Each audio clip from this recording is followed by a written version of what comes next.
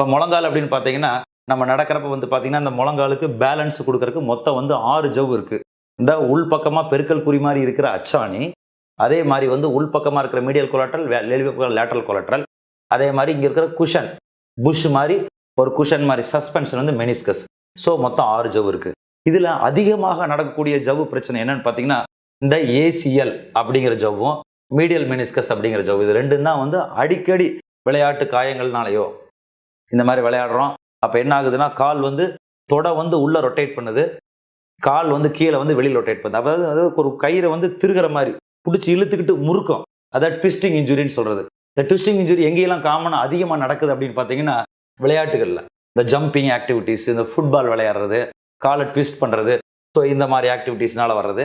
So இதுல என்ன ஆகுதுன்னா, தொடை உள்பக்கமாகவும், கால் வந்து கால் வந்து முழங்காலு கீழ இருக்கிற கால் லெக் வந்து பார்த்தீங்கன்னா, வெளியில ரொட்டேட் ஆகுறதுனாலயும் திருகுது. அதாவது ட்விஸ்டிங் இன்ஜுரியில கிழியுது.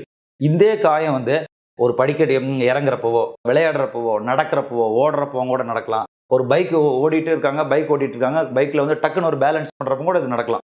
விளையாட்டு காயங்கள் அதிகமாகறதுனால வீட்டுல ஏற்படக்கூடிய அன்றாட வேலைகள்லையும் கூட இந்த மாதிரி காயங்கள் ஏற்படலாம். அப்ப அந்த ஜவ்வு கிழியும். இப்ப அந்த ஜவ்வு கிழிஞ்சா எப்படி இருக்கும் அப்படின்னு கேட்டீங்கன்னா, திடீர்னு கால் கொஞ்சம் வீக்கமாயிடும்.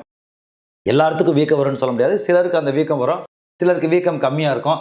உடனே டக்குன்னு அவங்களால நடக்க முடியாது. வலி இருக்கும்.